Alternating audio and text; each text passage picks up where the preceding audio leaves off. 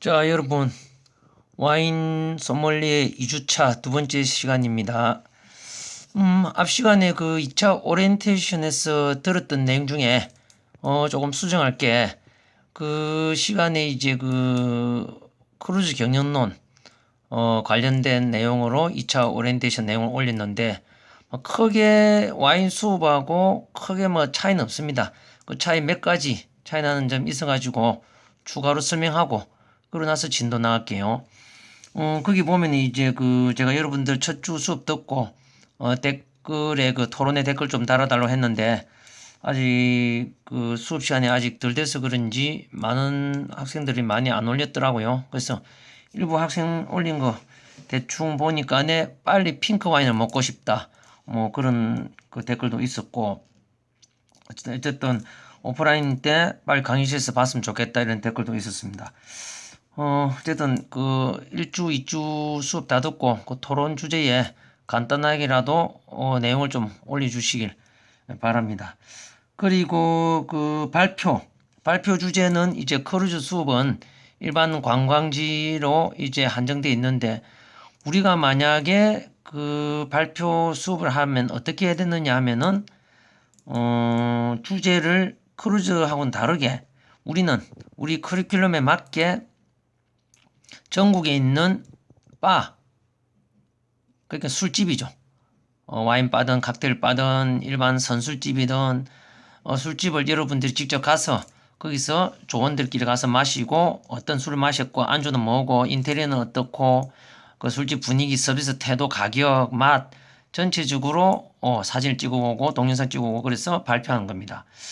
그런 발표를 이제 하는데 아까 그 앞에 그 오리엔테이션에도 이야기했지만 만약에 우리가 코로나가 아직 좀 가라앉지 않고 아주 위험한 상황 같으면은 직접 술집에 가서 발표가 조금 위험하겠죠. 위험해서 그때는 아마 또 제가 좀 뭐 다르게 지금 또 생각하고 있습니다. 그래서 그때도 이제 직접 안 가고 인터넷상에 앉아서 조사해서 발표할 수 있는 그런 발표 주제를 내주도록 할게요.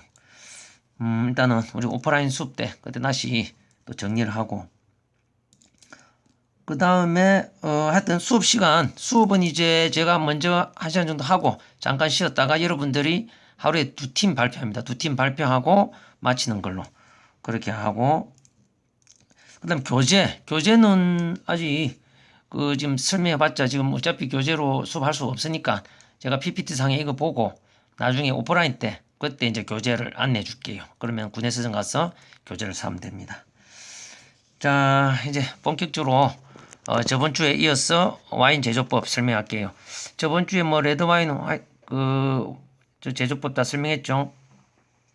일단 화이트 와인 제조법 한번 보겠습니다. 자, 먼저 포도 수확을 합니다. 그리고 밭에 압착하고 발효를 합니다.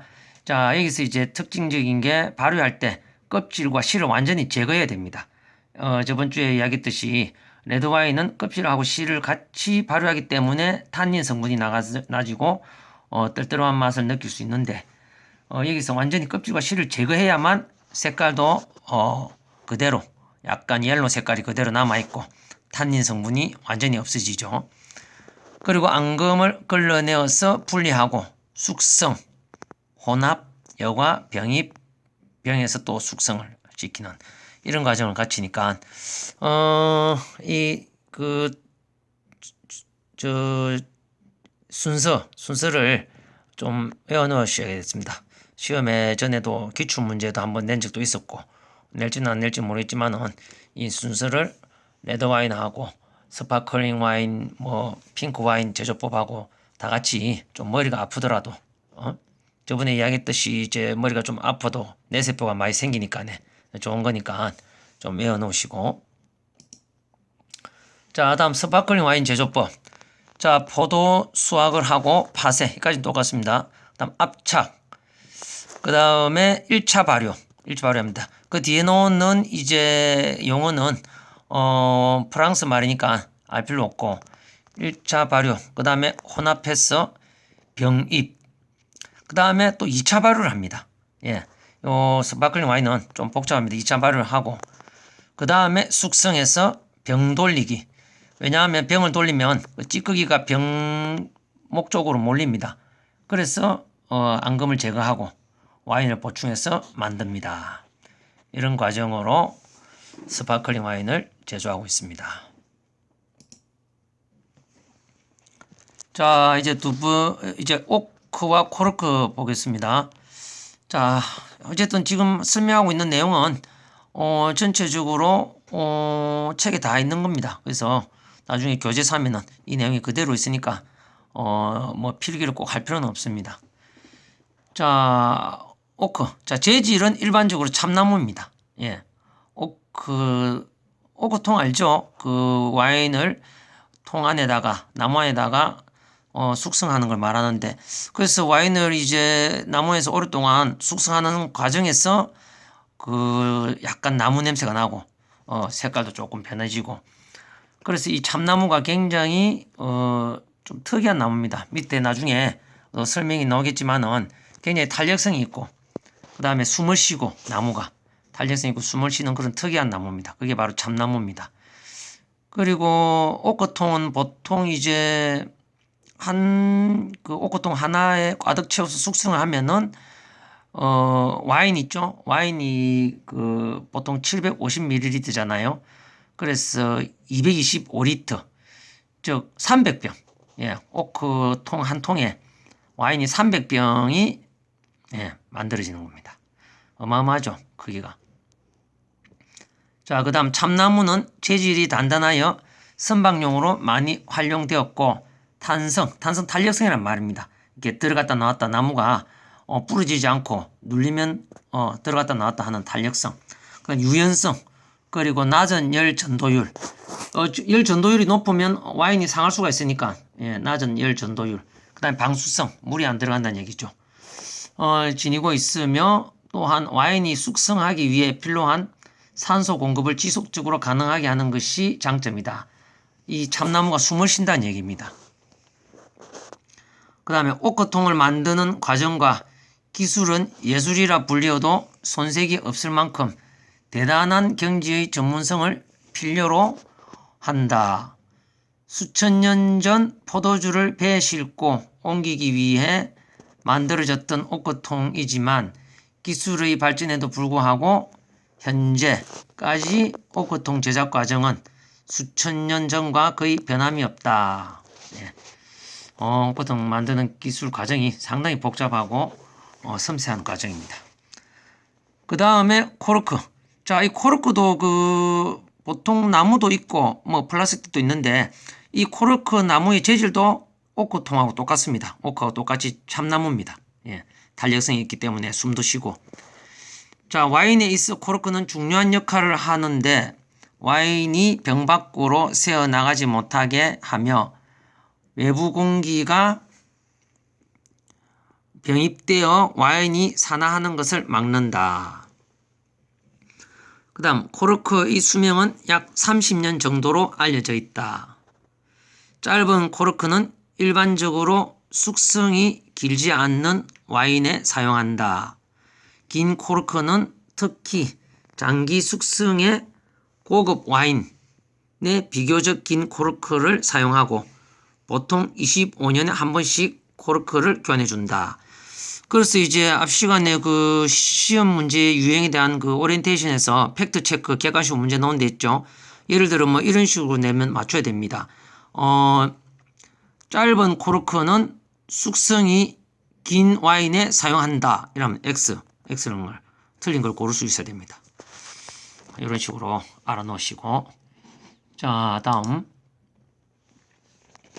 이제 그 프랑스 와인의 특징을 잠깐 좀 설명하고 가볍게 설명하고 나중에 또 본격적으로 프랑스 와인에 대해서 심도 있게 우리가 다룰 겁니다. 가볍게 한번 보시죠. 프랑스의 와인의 특징. 자, 포도는 온대지방에서 잘 자라지만 특히 여름이 덥고 건조하고 겨울에는 춥지 않은 지중해성 기후에서. 자, 지중해성 기후. 우리 나중에 이 시간에 지금 크루즈 수업도 듣는 학생도 있겠지만 지중해가 크루즈 수업에 상당히 중요한 키워드입니다. 지, 땅지자, 중간 중자, 해, 바다의 자. 땅 중간에 바다가 있다는 얘기입니다. 어느 땅? 유럽 대륙과 아프리카 땅. 중간에 바다가 있기 때문에 파도도 안 치고 기온이 상당히 따뜻하고 그쪽에도 크루즈가 상당히 많이 운항되고 있는 곳이죠. 그래서 이 지중해성 기후에서 좋은 와인용 포도가 생산된다. 그래서 프랑스가 그 지중해하고 제일 맞닿아 있으니까네. 포도를 많이 생산해서 와인을 많이 만들죠.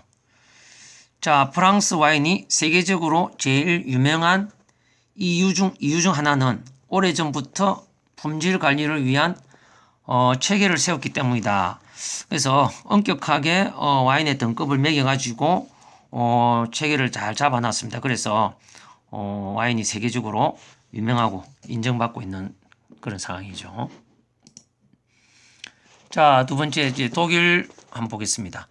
자, 독일은 포도를 재배할 수 있는 지역 중 가장 북쪽에 위치하기 때문에 날씨가 춥고 일조량이 많지 않아 주로 화이트 와인을 생산한다. 저 첫 주 시간에 얘기했죠. 레드 와인 하면 프랑스, 화이트 와인 하면 독일. 예. 자, 독일의 화이트 와인은 옛날부터 이름이 알려져 있고 특히 라인과 모젤 와인은 세계적으로 유명하다. 예. 독일의 라인 와인과 모젤 와인은 상당히 유명한 와인입니다. 예, 와인의 이름입니다.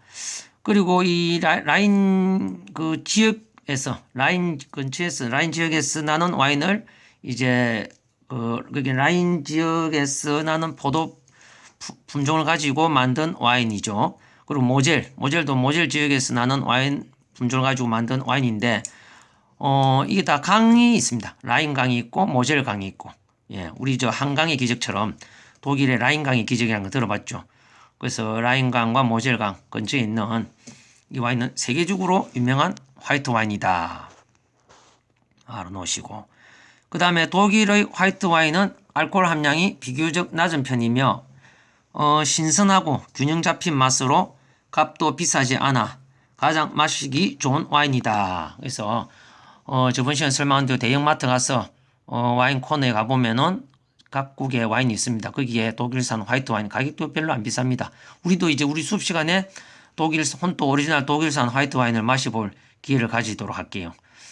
그래서 맛도 상당히 좋고 가격도 저렴하니까 많이 좀 한번 맛볼 수 있도록 해보시고. 다음.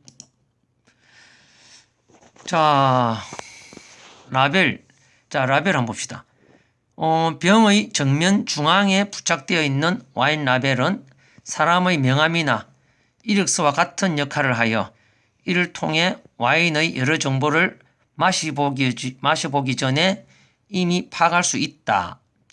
즉, 라벨을 자세히 보면 그 와인에 대한 중요한 정보를 상세하게 얻을 수 있다. 그래서 우리 여러분 제가 대형마트 가라는 이유가 그냥 구경만 하지 말고 그 와인의 라벨을 봐라는 얘기입니다. 예, 라벨을 보면은 어느 나라인지 뭐 포도 품종이 뭔지 알 수가 있거든요. 그래서 라벨을 보는 습관을 들이세요. 어려운 건 아닙니다.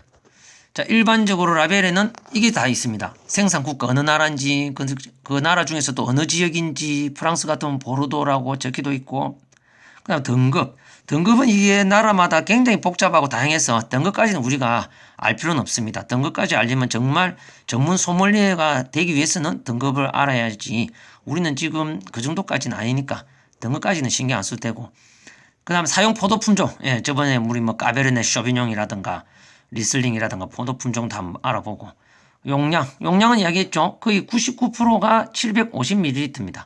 예, 99%가 와인은 750ml죠. 맥주보다 크죠. 맥주 큰 병이 640ml니까 맥주 큰 병보다 좀 더 크다고 생각하면 될 겁니다. 그 다음에 알코올 함유량 예, 반드시 도수가 남아있고 그 다음에 병입 업체 생산 연도 이런 게 라벨에 다 있습니다. 그 다음에 이제 라벨을 자세히 보면 유럽과 미국 지역은 차이가 있는데 와인의 대표적인 생산지인 유럽의 경우 포도 재배 지명을 사용하는 경우가 많고 미국은 포도 품종을 이름으로 사용하는 경우가 많은데 법률적으로 포도 품종의 이름을 사용할 경우 85% 이상이 와인에 함유된다. 예, 저번에 기억나나 모르겠습니다. 만약에 그 라벨에 포도 품종이 안 적혀 있으면 다양한 포도 품종이 혼합되어 있는 겁니다. 그런데 한 와인이 85% 이상, 그러니까 까베르네 쇼비뇽이 85% 이상 품종이 들어가 있으면은 그건 이제 라벨에다가 당당하게 까베르네 쇼비뇽이라고 붙일 수 있죠. 그래서 85% 이상이 되어야 그 라벨에 포도 품종을 적을 수 있다. 그러니까 라벨에 포도 품종이 없다는 뜻은 이것저것 다양한 포도 품종이 하나도 85% 이상이 안 된다는 얘기입니다. 그리고 만약 생산지명을 기입할 경우에는 기입된 지역에서 75% 이상 생산되어야 한다. 예, 이런 그런 게 규칙이 나와 있습니다. 자, 이것으로 또 2주차 두 번째 시간 마치고 간단하게 하고 넘어갑시다. 너무 오래 하면 여러분도 머리가 아프고 나도요 휴대폰 들고 있는 팔이 아파서 못 들고 있겠네요. 나중에 이제 또 곧 우리 세 번째 시간에 또 봅시다.